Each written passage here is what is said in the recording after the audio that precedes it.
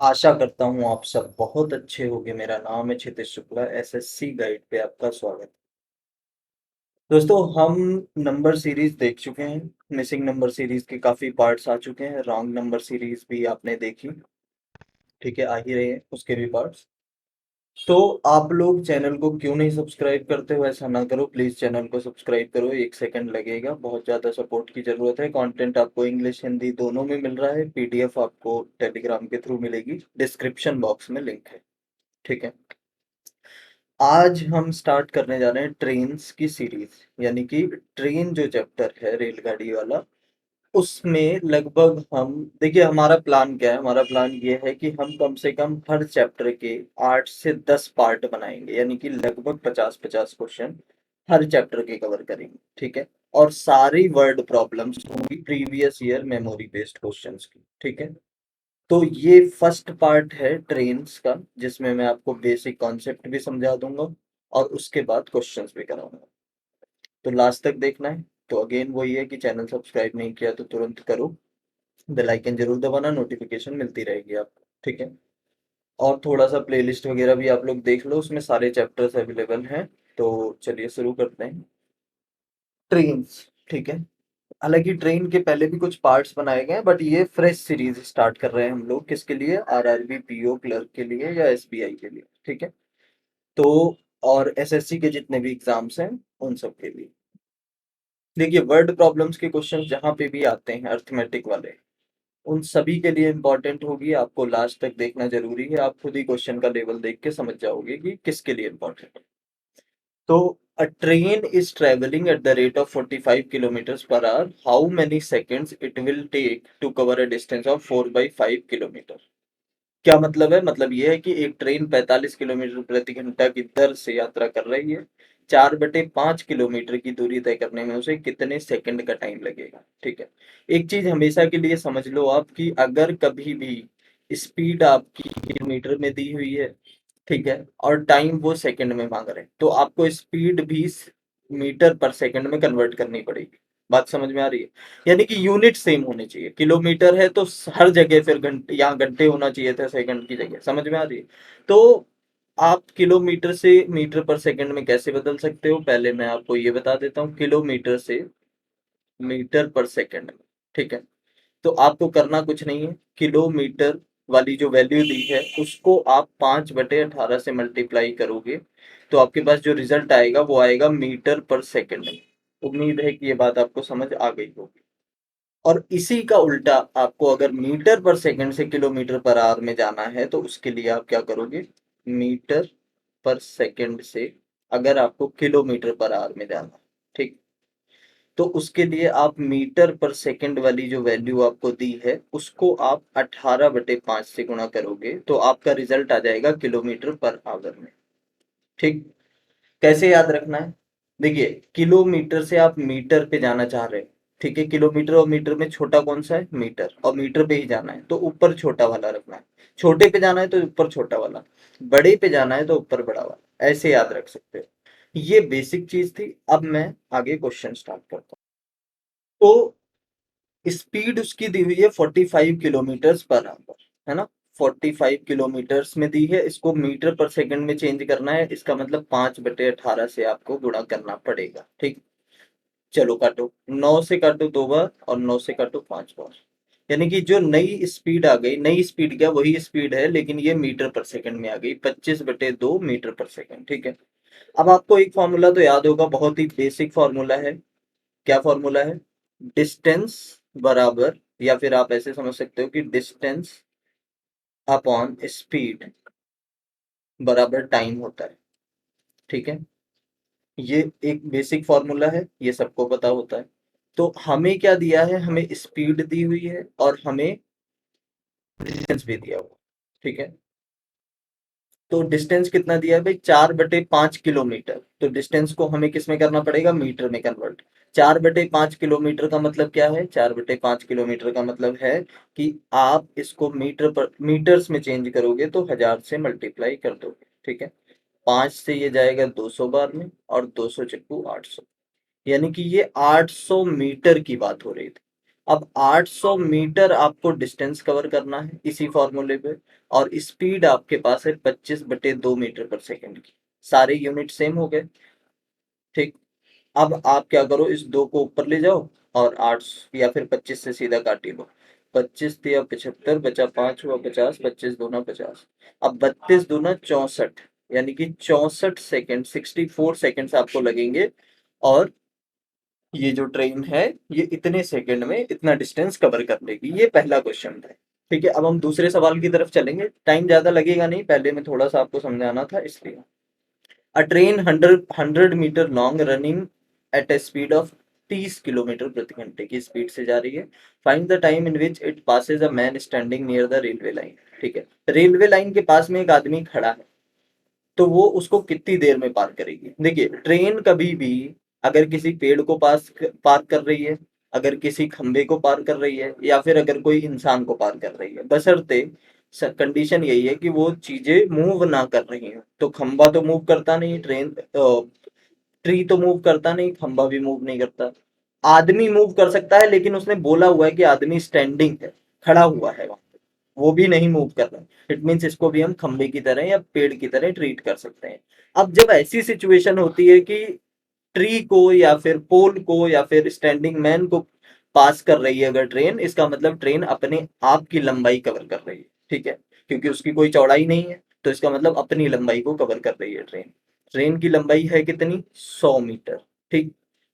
30 kilometre प्रति घंटे की स्पीड से कवर कर रही है, तो किस टाइम में करेगी। देखिए, 30 किलोमीटर से कर रही है, लेकिन ये मीटर में है और ये किलोमीटर में है, तो इसको भी मीटर में कन्वर्ट करने के लिए आप 5/18 से गुणा कर दोगे।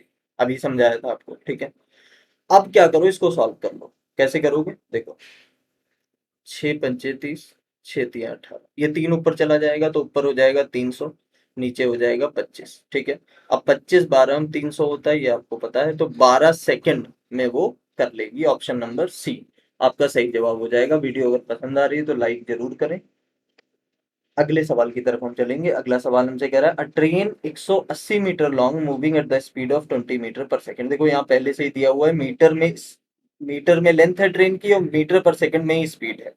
ये ओवरटेक करती है एक आदमी को, जो कि आदमी भी इस बार मूव कर रहा है, इस बार खड़ा नहीं हो, तो आदमी की भी स्पीड ली जाएगी, ठीक है। यहाँ पे कॉन्सेप्ट आता है रिलेटिव स्पीड का।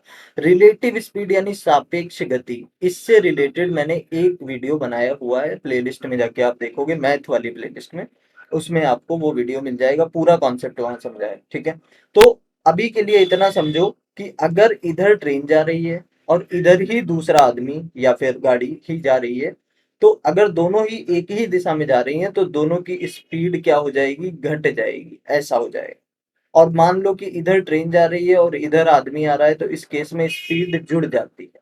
बस इतना याद रख, मतलब सेम डायरेक्शन में स्पीड माइनस होगी और अपोजिट डायरेक्शन में स्पीड प्लस होगी। इतनी बात आप आसानी से याद रख सकते हैं, ठीक है। तो बस अब इसी को बोलते हैं रिलेटिव स्पीड। अब हम अभी अपने क्वेश्चन की तरफ देखते हैं। देखिए, आदमी भी जा रहा है, ट्रेन भी जा रही है, लेकिन वो सेम डायरेक्शन में जा रहे हैं, मतलब एक ही तरफ जा रहे हैं दोनों। तो एक ही तरफ जब जाते हैं तो स्पीड कम हो जाती है, मतलब माइनस हो जाती है। तो हम यहाँ पे रिलेटिव स्पीड निकाल लेंगे, ठीक है। रिलेटिव स्पीड क्या होगी, 20 मीटर पर सेकंड में से 10 मीटर पर सेकंड माइनस हो जाएगा, तो बचेगा 10 मीटर पर सेकंड, ठीक है। ये रिलेटिव स्पीड आ गई। अब ट्रेन जो है वो 180 मीटर लंबी है, ठीक है। तो 180 मीटर लंबी ट्रेन 10 मीटर पर सेकंड की स्पीड से जाएगी, तो फिर वो कितना टाइम लेगी, 18 सेकंड लेगी। यानी कि ऑप्शन नंबर सी, 18 सेकंड आपका सही उत्तर हो जाएगा, ठीक है। उम्मीद है कि ये भी आपको समझ आया होगा। क्वेश्चन बड़ा था, बट कॉन्सेप्ट अगर क्लियर है तो फिर 1 सेकंड का सवाल है। अगले सवाल की तरफ चलेंगे। वीडियो लाइक एक बार जरूर कर दो अगर पसंद आ रहा है तो। अगले सवाल की तरफ देखिए, the length of a train and that of a platform are equal. देखो, यहाँ पे ट्रेन की लेंथ और प्लेटफॉर्म की लेंथ इक्वल बोली गई है। If with a speed of 90 kilometre per hour the train crosses the platform in 1 minute, ठीक है। ट्रेन की स्पीड कितनी है, तो मैं ऐसे लिख देता हूँ, ट्रेन की स्पीड है 90 किलोमीटर प्रति घंटा, लेकिन इसको मीटर पर सेकंड में बदलेंगे तो 5/18 से गुणा कर लेंगे। 18 पंचे 90, तो इसकी मीटर पर सेकंड में स्पीड आ गई 25 मीटर पर सेकंड, ठीक है। अब वो टाइम दिया हुआ है कि 1 मिनट में क्रॉस कर लेती है, तो टाइम 1 मिनट का मतलब 60 सेकेंड। ठीक है। लेंथ बतानी है ट्रेन की आपको, और प्लेटफॉर्म और ट्रेन की लेंथ एक जैसी है, यानी कि लेंथ ऑफ ट्रेन और लेंथ ऑफ प्लेटफॉर्म दोनों ही बराबर हैं। दोनों मान लेते हैं कि एक्स है, ट्रेन की भी लेंथ एक्स है, प्लेटफॉर्म की भी एक्स है। ठीक है। अब प्लेटफॉर्म को क्रॉस कर रही है, देखो हमेशा याद रखना कि ट्रेन किसी को भी क्रॉस कर रही है, अगर उसकी अपनी लंबाई है, ट्रेन की तो है ही है लंबाई, अगर उसकी जिसको क्रॉस कर रही है उसकी भी लंबाई है, तो दोनों लंबाइयां जुड़ जाती हैं, ऐड हो जाती हैं। ठीक है। चाहे वो अपोजिट डायरेक्शन में जा रही हो ट्रेन या फिर सेम डायरेक्शन में जा रही हो, उससे फर्क नहीं पड़ेगा, लंबाई हमेशा जुड़ेगी। तो अगर एक्स इसकी है और एक्स ही इसकी है, तो दोनों की मिलकर 2x हो गई ना लंबाई, ये डिस्टेंस हो गया। ठीक। अब स्पीड कितनी है, स्पीड है 25 मीटर पर सेकेंड, तो 25 मीटर पर सेकेंड हो गई स्पीड। टाइम कितना लग रहा है, 60 सेकेंड का। अब आप इसको ऐसे सॉल्व कर सकते हो, ये 30 बार में चला जाएगा, तो x की वैल्यू कितनी आ जाएगी, 25 × 75 750।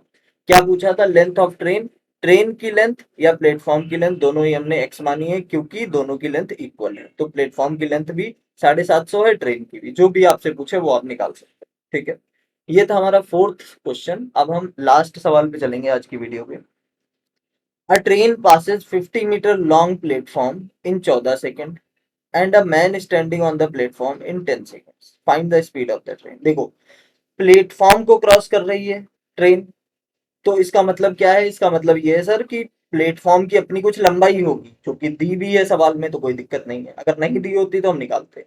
लेकिन वो एक आदमी को क्रॉस कर रही है जो कि खड़ा हुआ है। अब भाई आदमी खड़ा हो या चल रहा हो, उसकी कोई लंबाई नहीं है, लंबाई का मतलब यहाँ पे चौड़ाई से है। ठीक है। तो वैसी लंबाई, ऊंचाई तो है, लंबाई नहीं है। तो फिर इसका मतलब ये हुआ कि ट्रेन जब उस आदमी को क्रॉस कर रही होगी, तो ट्रेन अपने आप को क्रॉस कर रही होगी। ठीक है। कभी भी ऐसा लिखा हो कि ट्रेन एक पेड़ को क्रॉस कर रही है, या फिर एक पोल को क्रॉस कर रही है, या फिर खड़े हुए आदमी को क्रॉस कर रही है, ठीक है, तो ट्रेन अपनी लंबाई को क्रॉस कर रही है, ये बात याद रखो। ठीक है। तो अब देखिए हमें क्या क्या गिवन है, प्लेटफॉर्म की लंबाई गिवन है, यानी कि लेंथ ऑफ प्लेटफॉर्म हमें पता है 50 मीटर है, और इसमें उसको टाइम कितना लगता है, 14 सेकेंड। ठीक है। एक आदमी को क्रॉस करने में कितना टाइम लगता है, यानी कि इसको हम T1 मान लेते हैं और इसको T2 मान लेते हैं। आदमी को क्रॉस करने में 10 सेकेंड लगता है। ठीक है। तो यहाँ पे लेंथ ऑफ ट्रेन आपसे मतलब पूछी नहीं गई है, लेकिन उसकी जरूरत पड़ेगी, स्पीड पूछी है ट्रेन की। ठीक है। देखिए कैसे कर सकते हैं इसको। मान लेते हैं कि ट्रेन की लेंथ क्या है, कुछ भी मान लो, एक्स मान लो, एक्स मान लिया हमने। ठीक है। तो ट्रेन जब आदमी को क्रॉस कर रही होगी, तो फिर वो खुद की लेंथ को क्रॉस कर रही होगी, और खुद की लेंथ हमने एक्स मानी है, तो ये तो हो गई डिस्टेंस यानी कि दूरी।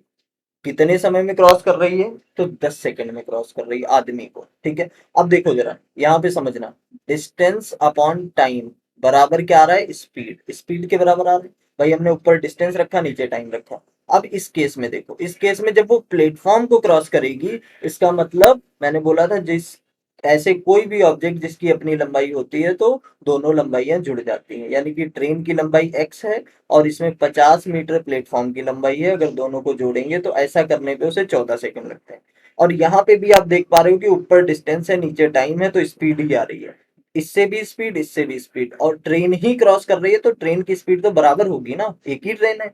तो इस तरीके से हमने उसको इक्वल कर दिया, 2×5 = 10, 2×7 = 14। क्रॉस मल्टीप्लाई करोगे तो 7x बराबर 5x प्लस 250।